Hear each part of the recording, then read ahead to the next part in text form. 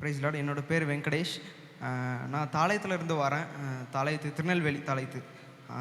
என்னோட ஆரம்ப வாழ்க்கை எப்படி இருந்ததுன்னா, நான் இங்கே வந்தோடனே தான் ரட்சிக்கப்பட்டு என்னோட வாழ்க்கை மாறினது. என்னோட ஆரம்ப வாழ்க்கை எப்படி இருந்ததுன்னா, ரொம்ப ஒரு மாதிரி டேமேஜாக தான் இருந்தது. என்னோட ஸ்டார்டிங் லைஃபு, நான் இங்கே வந்த உடனே தான் இதெல்லாம்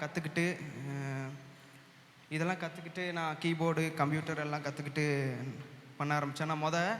நான் எந்திரிக்கிறது, நான் எப்போ எந்திரிப்பேன்னா சாயங்காலம் 4-5 மணிக்கு எந்திரிப்பேன். சாயங்காலம் 4-5 மணிக்கு தான் என்னோடய விடிய கால டைம் நான் எந்திரிக்கிறது. நைட்டு ஃபுல்லாக என்ன பண்ணுவேன், நல்லா உட்காந்து படம் பார்ப்பேன். நல்லா படம் பார்த்துட்டு விடிய விடிய உட்காந்து நல்லா படம் பார்த்துட்டு நான் தூங்குறதுக்கு காலையில் 6-7 மணி ஆயிரும். 6-7 மணிக்கு தான் நான் தூங்கவே செய்வேன். நான் ஸ்கூலில் எப்படி இருந்ததுன்னா 8th ஸ்டாண்டர்ட் வரைக்கும் நான் ரொம்ப நல்ல பையன். 8th ஸ்டாண்டர்டுக்கு அப்புறம் என்னோடய ஃப்ரெண்ட்ஸு அவங்களுக்குள்ளலாம் சேர்ந்து நல்லா சேட்டை பண்ணி அங்கங்கே சுற்றுறது, ஸ்கூலில் கட்டடிச்சுட்டு வெளில போகிறது. அடுத்து இந்த ஃப்ரீ ஃபயர் கேம் அப்போ தான் வந்துருந்தது, கொரோனா டைமில். அந்த டைமில் என்ன பண்ணியிருந்தோம், நல்லா ஃப்ரீ ஃபயர் கேம் விளாண்டுட்டு ஒருத்தன் என்ன பண்ணிட்டான், சும்மா எங்கள்கிட்ட வம்பிழுத்துட்டு இருந்தான். அவனை வம்பிழுத்து அவனை அடித்து அப்படியே அந்த கேம் மூலியமாக நாங்கள் நிறையா சண்டையை போட்டு நிறையா பேரை காயப்படுத்தி அப்படியே இருந்துகிட்டு இருந்தோம். என்னோடய வாழ்க்கை ரொம்ப இதாக தான் இருந்தது. நிறையா சேட்டை பண்ணுவேன் நான். இப்போ நான் ரொம்ப அமைதியாக இருக்கேன், ரொம்ப சேட்டை பண்ணுவேன். அந்த மாதிரி போயிட்டு இருந்தது.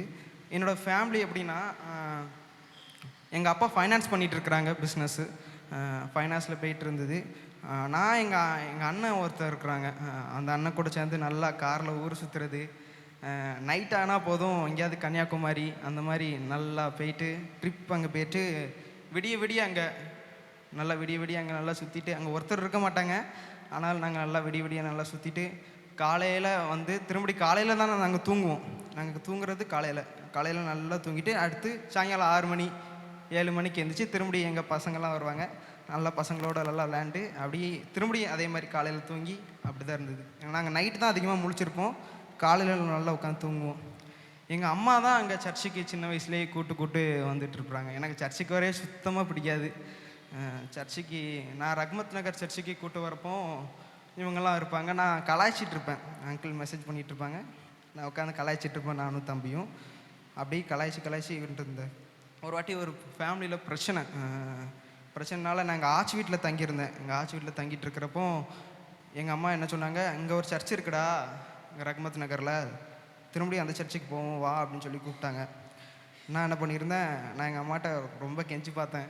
எங்கள் அம்மா விடவே மாட்டேன்ட்டாங்க. சரி, எங்கள் அம்மா கட்டாயத்தில் நான் சர்ச்சுக்கு இங்கே இந்த இடத்துல உட்காந்துட்ருக்கிறப்போ இங்கே மெசேஜ் போயிட்டு இருந்தது, சாலமோனுக்கும் பவுலுக்கும் என்ன ஒற்றுமை இருக்குதுன்னு சொல்லி ஒரு மெசேஜ். சரி, அதை முடிச்சுட்டு நான் வீட்டுக்கு போயிட்டுருக்கிறப்போ எங்கள் அம்மா சொன்னாங்க, நீ இதில் ஏதாவது கற்றுக்கிட்டியா அப்படின்னு சொன்னாங்க. மெசேஜே கவனிக்கல, நான் என்னத்தை எப்படி கற்றுக்க முடியும் அப்படின்னு சொல்லிட்டு இருந்தேன். மறுநாள் கூட்டு வந்தாங்க என்னைய. மறுநாள் இந்த இடத்துல நான் உட்காந்துட்ருக்கிறப்போ இங்கே உட்காந்துட்டு இருந்தேன். லாஸ்ட் ப்ரேயர் இங்கே நடந்துகிட்டு இருந்தது. அங்கிள் ப்ரேயர் பண்ணிகிட்டு இருக்காங்க, லாஸ்ட்டாக ப்ரேயர் நடந்துகிட்ருக்கு. நான் என்ன பண்ணிகிட்டு இருந்தேன், சும்மா அதே மாதிரி உட்காந்து நான் ப்ரேயர்லாம் பண்ணல, நான் பார்த்துட்டு இருந்தேன் அங்கிளை, இவங்க என்ன ப்ரேயர் பண்ணுறாங்க அப்படின்னு. நான் பார்த்துட்டே இருக்கிறப்போ நான் ஒரு தடவை அப்படி கண்ணை மூடுறப்போ எனக்கு ஒருத்தர் தெரிஞ்சார். நான் கண்ணை மூடுறப்போ நான் ஒரு கண்ணை சிமிட்ட தான் செஞ்சேன். இப்படி லைட்டாக மூடி திறக்கிறதுக்குள்ளேயே எனக்கு ஒரு உருவம் தெரிஞ்சாங்க. ஒரு நல்லா 6 பேக்ஸ் எல்லாம் வச்சு நல்லா கம்பீரமாக ஒரு உருவம் எனக்கு தெரிஞ்சாங்க. நான் அதை பார்த்தோன்னே ஒரு தடவை அப்படி சிமிட்டுறப்போ எனக்கு தெரிஞ்சுது. நான் அதை பார்த்துறப்போ என்ன சொன்னேன், என்னடா நம்மளுக்கு இப்படி தெரியுதே, சும்மா ஏதாவது கண்ணுக்குள்ளே வந்து போயிருக்கோம், நம்ம தான் கண்ணை முன்னால் நிறைய நினைப்போமே அப்படின்னு சொல்லிட்டு, சரி இனிமேல் அடுத்து வராது அப்படின்னு சொல்லிட்டு திரும்பியும் நான் அங்கிள் பார்த்துட்டு இருந்தேன். திரும்பி ஒரு தடவை அப்படி கண்ணை மூடி சிமிட்டுறேன். அப்போ திரும்பி ஒரு ஆள் தாழ்மையுள்ள எளிமையான ஒரு உருவம் தெரிஞ்சாங்க. நான் இதை பார்த்தோன்னே ரொம்ப பயந்துட்டேன். இது நம்ம நினைக்கிறது இல்லை, இது அதுவே தெரியுது, நான் கண்ட்ரோல் பண்ணாலும் அது எனக்கு வந்துக்கிட்டே இருக்குது அப்படின்னு சொல்லிட்டு பயந்து நான் ஒரு வாரம் தூங்கவே இல்லை. தூங்காமல் அப்படி இப்படி சுற்றிட்டே இருந்தேன். அடுத்து ஃப்ரெண்டுக்கு ஃபோன் அடிச்சுட்டு, டே எங்கே இருக்க அப்படின்னு சொல்லிட்டு அவன்கிட்ட கேட்டிருந்தேன். எனக்கு அந்த நினப்பு வந்துக்கிட்டே இருந்தது, நான் என்னத்தை பார்த்தோன்னு சொல்லிட்டு நான் தூங்கவே இல்லை. அவங்க கூட நான் பாளையங்கோட்டில் இருக்கிறப்போ எனக்கு பாளையங்கோட்டில் நிறைய ஃப்ரெண்டு உண்டு. சரி, அவங்க கூட போனாவது இந்த பயம் மறைமான்னு சொல்லிட்டு அவங்க கூட போயிட்டு நான் நல்லா சுற்றிட்டு இருந்தேன். அப்போவும் எனக்கு இது வந்துக்கிட்டே இருந்தது. ஓகே என்ன பண்ணலான்னு சொல்லிட்டு நான் எங்கள் அம்மாட்ட சொல்லிட்டேன். 2, 3 நாள் கழிச்சு தான் பயந்து நான் தூங்கவே இல்ல. நான் பயத்தில் எங்கள் அம்மாட்ட சொல்லிட்டேன். "அம்மா இந்த மாதிரி எனக்கு இதாகுது. எனக்கு கண்ணுக்குள்ளே வந்து வந்து வந்து போகுது. எனக்கு ரொம்ப பயமாக இருக்குது" அப்படின்னேன். அம்மா என்ன சொன்னாங்க, "நீ பார்த்தது இயேசுவாடா? நம்ம அங்கிள்கிட்ட பேசுவோம்" அப்படின்னு சொல்லிட்டு மறுநாள் என்னை கூட்டு வந்தாங்க இங்கே. கூட்டு வரப்போ இங்கே ப்ரேயர்லாம் முடிஞ்சது. எங்கள் அங்கிள்கிட்ட பேச வந்தோம். அங்கிள்கிட்ட சொன்னோம், "அங்கிள் இந்த மாதிரி எனக்கு தெரியுது" அப்படின்னோம். அங்கிள், "ஆமாம் இந்த மாதிரி தான் இருக்கும். பயப்படாத. நல்லா வசனத்தை வாசிக்கணும்" அப்படின்னாங்க. சரி வாசிச்சிட வேண்டியதான் அப்படின்னு சொல்லிட்டு நான் என்ன பண்ணேன், அடுத்து மறுநாள் பயிற்சி. அதுக்கப்புறம் நான் சண்டே இங்கே வந்திருந்தேன். அப்போ ஒரு பிரசங்கம் என்னென்னா, நான் அப்போ தான் முதல்ல பிரசங்கத்தை ஒழுங்கா கேட்டது. அது என்னென்னா, வேத வசனத்தை வாசிக்கணும். நீங்கள் இலையுதிராய் மரத்தை போல இருப்பீங்க அப்படின்னு சொன்னாங்க. அப்படியா அப்படின்னு சொல்லிட்டு நான் என்ன பண்ணேன், வீட்டுக்கு போயிட்டு நான் முதல்ல அந்த வேத வசனத்தை திருப்பி வச்சு, நான் உண்மையாக இந்த மத்தேயுலேருந்து வாசிச்சேன்னு நினைக்கிறேன். ஒரே ஒரு அதிகாரம் வாசித்தேன். அதுலேருந்து இந்த வேத வசனம் எனக்கு ரொம்ப பிடிச்சி போயிடுச்சு. அப்படி நான் வாசிச்சிட்டே வந்திருந்தேன்.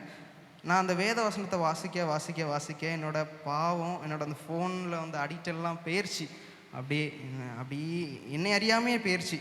நான் நிறையா ஃபோன் பார்ப்பேன், கேம் விளையாடுவேன், நிறையா அடிச்சிருக்கேன். அந்த மாதிரி நிறையா சுற்றிக்கிட்டே இருந்தேன். நான் என் ஃப்ரெண்ட்ஸ் எல்லாம் அந்த மாதிரி அப்படியே ஃப்ரெண்ட்ஸ் கூட சேர்ந்து இப்படி சுற்றிட்டு இருந்தேன். அதே அப்படியே மாறிடுச்சு. இப்போ அந்த ஃப்ரெண்ட்ஸ் எல்லாம் என்னை பார்த்தாங்கன்னா, "டேய் என்னடா எப்படி இருந்த நீ இப்படி ஆயிட்டியே" அப்படிம்பாங்க. அது ஒன்றும் இல்லைண்ணே, சர்ச்சுக்கு போயிட்டு அது மாறிடுச்சு. "டேய் உன் தம்பி தானடா அதிகமாக சர்ச்சுக்கு போவான், இப்போ என்னடா நீ மாறிட்ட, நீ இப்போ அதிகமாக சர்ச்சுக்கு போகிற, உன் தம்பி கம்மியாயிட்டானே" அப்படின்னாங்க. "ஆமாண்ணே, நீங்களும் வேணால் வந்து பாருங்க" அப்படின்னு சொன்னேன். அப்படின்னு சொல்லிட்டு இப்போ இங்கே வந்ததுக்கப்புறம் தான் நான் இதெல்லாம் கற்றுக்கிட ஆரம்பிச்சது. நான் என்னோடய ஊரில் இருக்கிற வரைக்கும், என்னோடய பழைய வாழ்க்கையில் நான் இருக்கிற வரைக்கும் நான் ஒன்றுத்தையும் நான் கற்றுக்கல. எனக்கு உலகனாலே சும்மா அந்த அடிக்கிறது, விளையாடுறது, என்டர்டெயின்மெண்ட் தான் எனக்கு தெரியும். நல்லா ஊர் சுற்றுவேன். அடுத்து இங்கே வந்தோன்னே தான் நான் கீபோர்டு, கிட்டார், இந்த கம்ப்யூட்டர், முதல்ல எனக்கு இந்த கேமரா, நான் எப்படி இந்த மார்னிங் டிவோஷன் டெய்லி வரேன். ஆனால் எப்படி வரேன்னா, முதல்ல இந்த கேமரா இருக்கும். முதல்ல இமானனை எடுத்துகிட்டு இருப்பாங்க. நான் என்ன பண்ணுவேன், உட்காந்துட்டு இருந்தேன். ஒரு நாள் அங்கிள் கூப்பிட்டு, "டேய் இந்த கேமரா உனக்கு எடுக்க தெரியுமா, இன்ட்ரெஸ்ட் இருக்கா" அப்படின்னாங்க. "நான் இருக்கேன் அங்கிள்" அப்படின்னேன். முதல்ல என் கேமரா கொடுத்து சொல்லி கொடுத்தாங்க. "இந்த கேமரா எடுறா" இப்படின்னு சொல்லி கொடுத்தாங்க. நான் கேமரா எடுத்துகிட்டு முதல்ல பார்த்துட்டு இருந்தேன். "என்னடா இப்படிலாம் இருக்கா கேமரா" அப்படின்னு. உடனே அடுத்து இமானன் எனக்கு சொல்லி கொடுத்துட்ருந்தாங்க. நான் அந்த கேமரா மேலே இன்ட்ரெஸ்ட்டில் என்ன பண்ணிட்டேன், அதிகாலையில் வர ஆரம்பித்து அப்படியே அந்த கேமரா மேலே இன்ட்ரெஸ்ட்டில் அதிகாலை வர வச்சு இப்போ தொடர்ந்து வந்துக்கிட்டு இருக்கிறேன். கர்த்தருக்கு ஸ்தோத்திரம். அப்படி ஒவ்வொன்றா நான் இப்போ கற்றுக்கிட்டு வருது கர்த்தரோட கிருபையினால். ஏன்னா நான் ஒன்றுமே பண்ண மாட்டேன், ஒன்றுமே செய்ய மாட்டேன். இதெல்லாம் எனக்கு தெரியவே தெரியாது. இங்கே வந்தோடனே தான் நிறைய கற்றுக்கிட்டது. என்னோடய வாழ்க்கையில் ரொம்ப மாற்றம். நான் அப்படி இருந்தவன், சும்மா ஒன்றுத்துக்கு இல்லாத காரியத்துக்கெலாம் நிறைய கோவப்படுவேன் நான். இப்போ என்னோட அந்த கோபத்தெல்லாம் மாற்றி பரிசுத்தமாக வாழ கிருபை செஞ்சிட்ருக்கிறார், உதவி செஞ்சிட்ருக்கிறார். கர்த்தருக்கு ஸ்தோத்திரம்.